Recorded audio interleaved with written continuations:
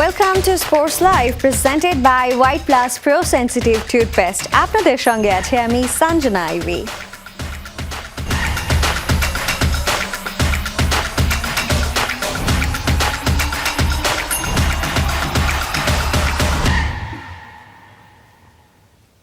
সুন্দর দেশ গড়তে নতুন প্রজন্মের কাছে সহযোগিতা চাইলেন প্রধানমন্ত্রী তারেক রহমান। নতুন কুড়ির স্পোর্টসের সমাপনী অনুষ্ঠানে প্রধানমন্ত্রী প্রত্যাশা করেন দেশের গণ্ডি পেরিয়ে আন্তর্জাতিক অঙ্গনেও নতুন প্রজন্ম গৌরব বয়ে আনবে। এ সময় শিশুদের প্রকৃতির প্রতি যত্নশীল হওয়ার আহ্বান জানান সরকার প্রধান।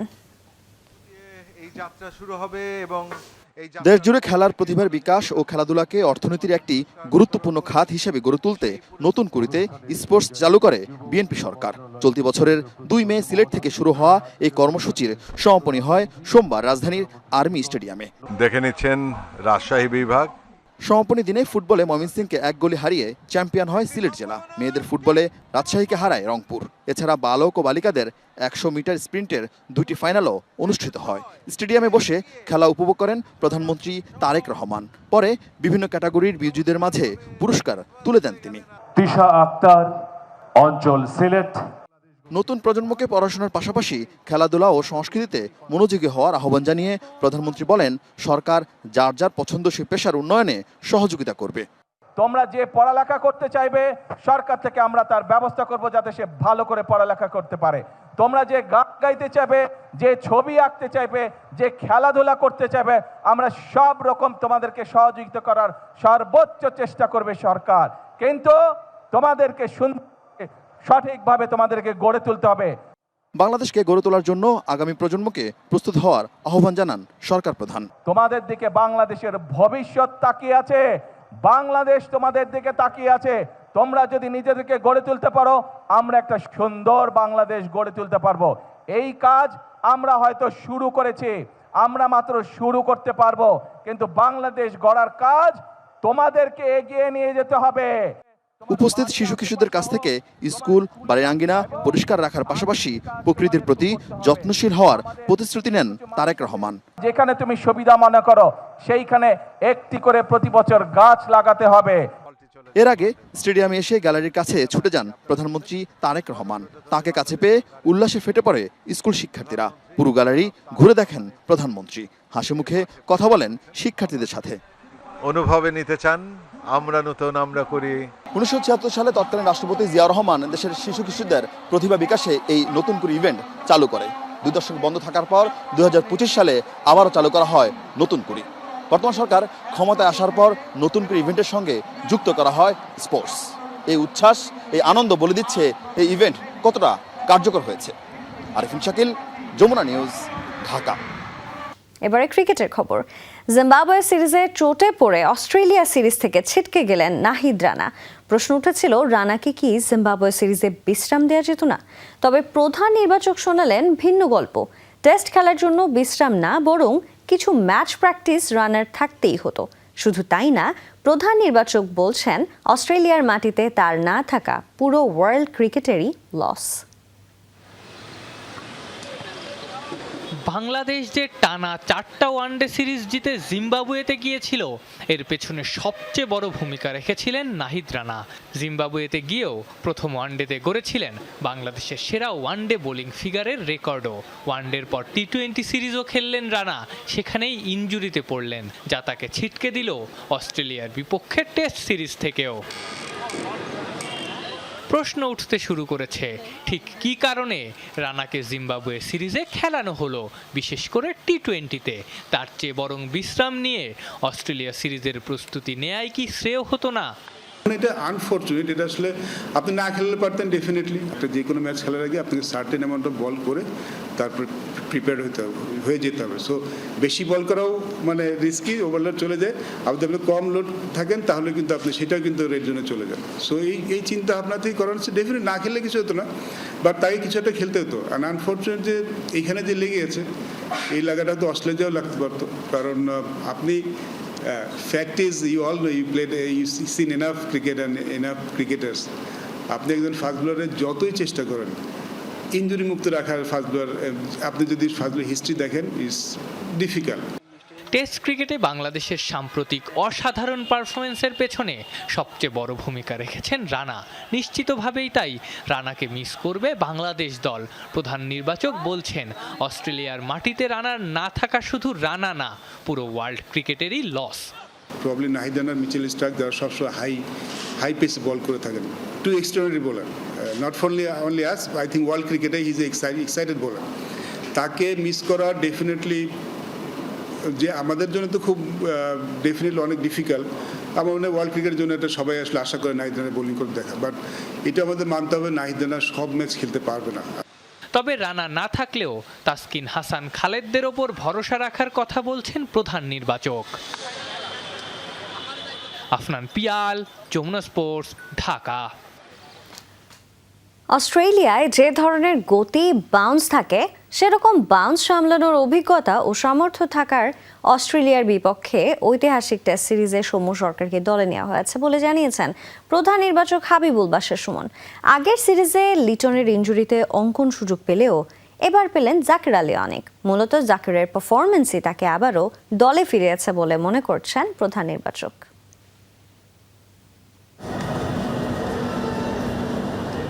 সৌম্য সরকার ছুটছেন। 5 বছর পর টেস্ট দলে সুযোগ পাওয়া সৌম্যকে যে অস্ট্রেলিয়া সিরিজে এভাবেই ছুটতে হবে। সবশেষ কয়েকটা টেস্টে হাসেনি নিয়মিত ওপেনার মাহমুদুল হাসান জয়ের ব্যাট। তার জায়গায় সুযোগ পেয়েছেন সৌম্য। সবশেষ এনসিএল এর টপ স্কোরার সৌম্যকে দলে ডাকার পেছনে অন্যতম বড় কারণ অজি বোলারদের মতো হাই পেস সামলানোর অভিজ্ঞতা। জয় এত ভালো ফর্মে নেই, মানে his batting looks to vulnerable মনে হচ্ছে। সো আমরা চিন্তা করেছি জয়কে আসলে আমাদের ফিরিয়ে আনা দরকার। এখানে গেলে হয়তো তার খেলার সুযোগটা একটু কম থাকবে, টিম ম্যানেজমেন্ট হয়তো অন্য কমিশন যেতে পারে। সৌম্য সরকার ডেফিনেটলি হি সামওয়ান যে অনেকদিন ইন্টারন্যাশনাল ম্যাচ খেলেছে, এই যে পেসটা আমরা এক্সপেক্ট করছি অস্ট্রেলিয়াতে, এটা খেলে অভ্যস্ত। ইনজুরির কারণে প্রথম টেস্টের দলে নাই লিটন দাস। প্রশ্ন ওঠে, কি এমন হলো অস্ট্রেলিয়ার বিপক্ষে জুনের প্রথম সপ্তাহে শুরু হওয়া ওয়ানডে সিরিজে ইনজুরিতে পড়ে লিটন মিস করছেন অগাস্টের মাঝামাঝিতে শুরু হতে যাওয়া টেস্ট সিরিজ। যখন লিটন প্রথম খেললো, ইনজুর্ড হলো এগেনস্ট অস্ট্রেলিয়া ওডিআইতে, আপনি যদি দেখেন ও টি20 সিরিজে ছিল। সো তখন কিন্তু একটা যে ডায়াগনোস হয়েছিল যে সে কাপ মাসেল ইঞ্জুরি, বাট এটা অত বড় তেমন কিছু না। বাট সে টি20 যখন পারেনি তখন আরেকটা স্ক্যান হয়, ফার্দার স্ক্যান, সেখানে গ্রেড 1 টিয়ার ধরা পড়েছিল। এবং গ্রেড 1 টিয়ারে ইউজুয়ালি ওর যেরকম মানে টিয়ার, সেখানে মেডিকেল বলে যে 3 সপ্তাহের বেশি লাগার কথা নয়। সেই 3 সপ্তাহ কিন্তু জুন মাসে শেষ হয়ে গিয়েছিল। সামাও লিটনের ব্যথাটা যাচ্ছিল না। সো আবার যখন এখানে আমাদের করেছে তখনও কিছু আসেনি। এখানে কিন্তু বারবার স্ক্যানে পরবর্তী কিছু ধরা পড়েনি। সো পরে যে স্ক্যানটা সিঙ্গাপুর হয়েছে সেটাতে আসলে সোয়েলিং ধরা পড়েছে, টিয়ার নেই। লিটনের চোটে সুযোগ পেয়েছেন জাকের আলী অনিক। বাদ দেয়া হয়েছে মাহিদুল ইসলাম অঙ্কনকে। এই লিটনের বদলেই জিম্বাবুয়ে সিরিজে অঙ্কনকে নেওয়া হয়েছিল। ম্যাচ না খেলিয়েই বাদ দেয়া হলো। তবে কি নির্বাচকদের আগের সিদ্ধান্ত ভুল ছিল? মেন্টাল স্টেটও খুব একটা ভালো ছিল না ওই সময়, মানে ডিভাস্টেটেড ছিল। সো আমরা ওকে যেই কাজটা দিয়েছিলাম ওই কাজটাও খুব ভালো মতো করেছে।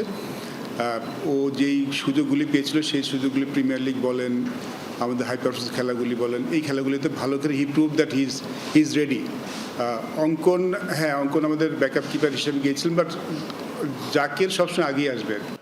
আগের সিরিজের দল থেকে বাদ পড়েছেন তাওহিদ হৃদয়ও। মেহেদী হাসান মিরাজ ফেরায় তাকে দলে রাখা হয়নি বলে জানিয়েছেন প্রধান নির্বাচক। আমাদের কাছে মনে হচ্ছে রবিউল হক এখানে যে। আফনান পিয়াল, যমুনা স্পোর্টস, ঢাকা। শেকড়ের টানে নিজ শহরে ফিরে বর্ণিল ও আবেগঘন এক সংবর্ধনায় সিক্ত হলেন আর্জেন্টিনার সেন্টার ব্যাক লিসান্ড্রো মার্টিনেজ। তাকে ঘোষণা করা হয়েছে শহরের বিশিষ্ট নাগরিক হিসেবে। একদিকে ঘরের মাঠে এই রাজকীয় বরণ, অন্যদিকে বিশ্বকাপ পরবর্তী নানা সমালোচনা ও বিতর্ক। সব বিষয় নিয়েই সংবাদ মাধ্যমে এ সময় খোলামেলা কথা বলেছেন লিসান্ড্রো। নিজের শেকড়ে ফেরার আনন্দ সবসময় রোমাঞ্চকর। নিজ শহরে ফিরে বিশ্বকাপের ফাইনাল হারের ক্ষত ভুলে যাওয়ার মতো এক সংবর্ধনা পেলেন Argentine centre back Lisandro Martinez.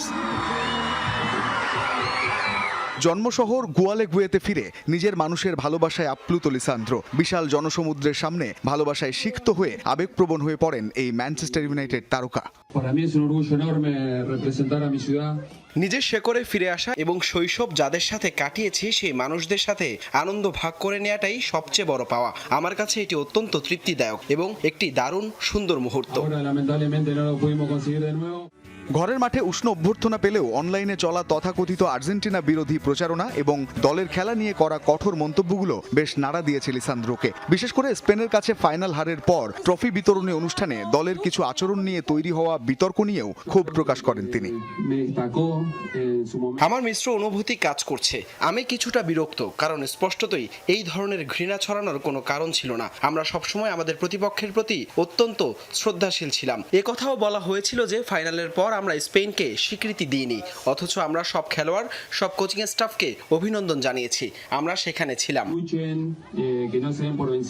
বিশ্বকাপ জিতে চ্যাম্পিয়ন স্পেন যখন উদযাপনে ব্যস্ত, তখন পিঠ ফিরিয়ে দাঁড়িয়ে থাকা নিয়েও ধোঁয়াশা পরিষ্কার করেছেন মার্টিনেজ। বলেছেন সেটি এমন এক মুহূর্ত ছিল যখন আর্জেন্টাইন সমর্থকরা তাদের জন্য গান গাইছিল, তাই এটি ছিল দেশের জনগণের প্রতি সম্মান প্রদর্শনের এক হৃদয় ছোঁয়া মুহূর্ত। সেটা হাতছাড়া করার কোনো সুযোগই ছিল না।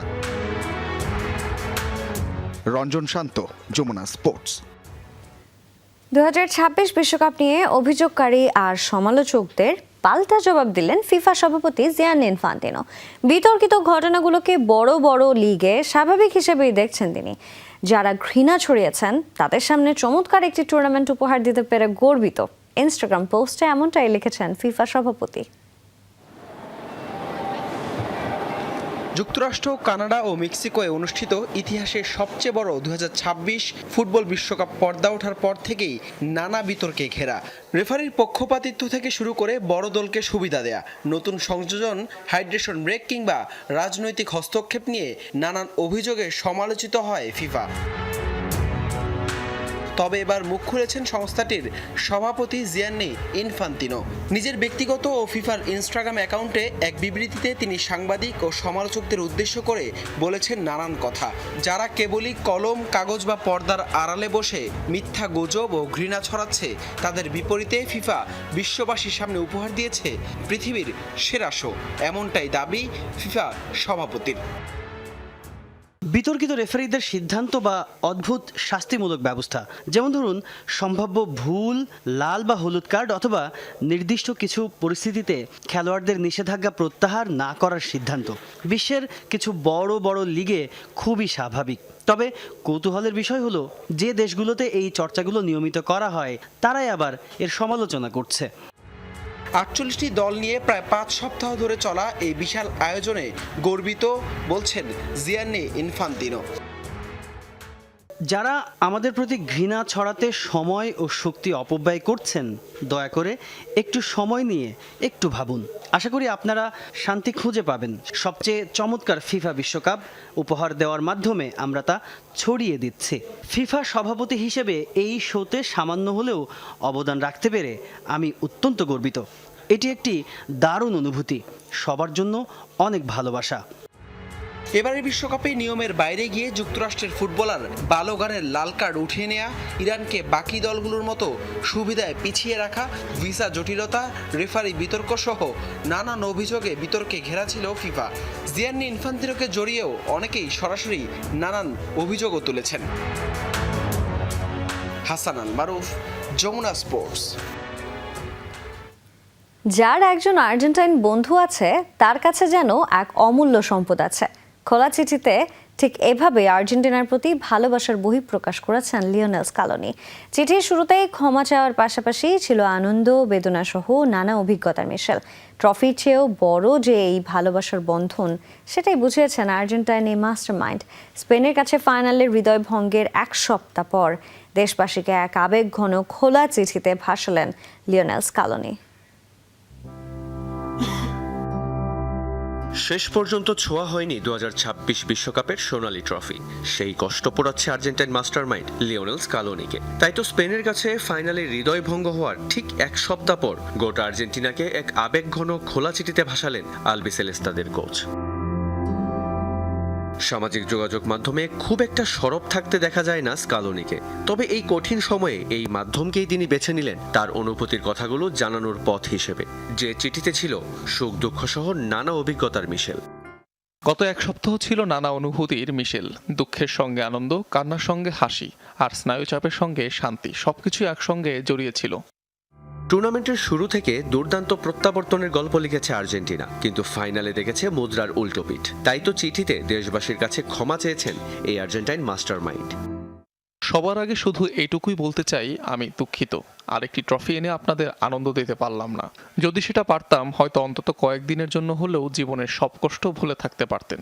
তবে আমি চাই আপনারা আমাদের এই দলকে মনে রাখুন, এই খেলোয়াড়দের, আমার যোদ্ধাদের। সমালোচকদের উদ্দেশ্যে স্কালোনির বার্তা ছিল খুবই স্পষ্ট, যেখানে তিনি বলেন শরীরের শেষ শক্তি দিয়ে মাথা উঁচু করে দাঁড়িয়ে থাকার সংকল্পই তাদের আসল ট্রফি। কোচিং স্টাফ, এএফ এর কর্মকর্তা এবং নীরবে কাজ করা সবার প্রতি কৃতজ্ঞতা জানান সেই চিঠিতে। যার একজন আর্জেন্টাইন বন্ধু আছে, তার কাছে যেন এক অমূল্য সম্পদ আছে। চিঠির এই শেষ লাইন দিয়ে স্কালোনি বুঝিয়ে দিয়েছেন আর্জেন্টিনার প্রতি তার ভালোবাসা কতটা গভীর। পরাজয় দিয়ে শেষ হলেও স্কালোনির এই চিঠি বুঝিয়ে দিল ট্রফির চেয়েও বড় জয় হলো ভালোবাসার এই বন্ধন।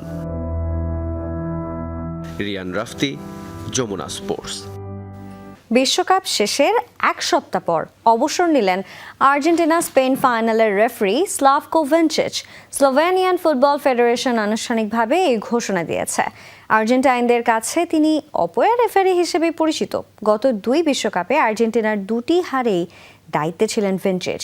19 জুলাইয়ের ফাইনালে তিনি 5টি হলুদ ও 1টি লাল কার্ড দেখান, সবগুলোই আর্জেন্টাইন খেলোয়াড়দের বিপক্ষে।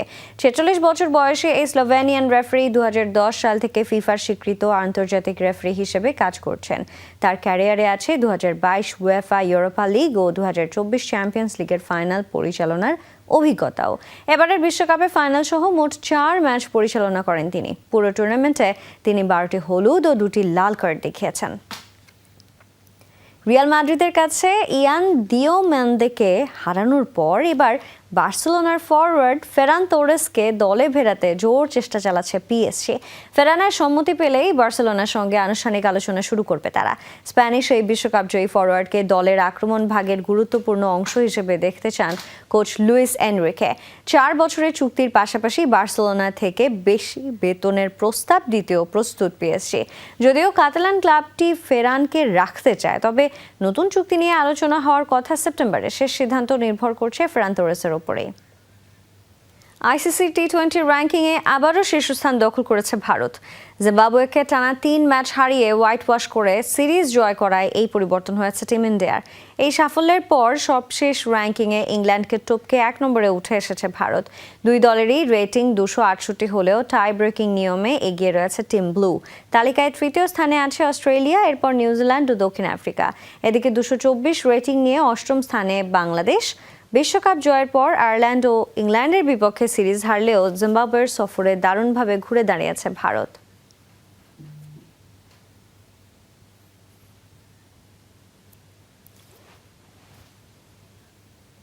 আর এই ছিল আজকে স্পোর্টস লাইভ। এতক্ষণ সঙ্গে থাকার জন্য সবাইকে ধন্যবাদ।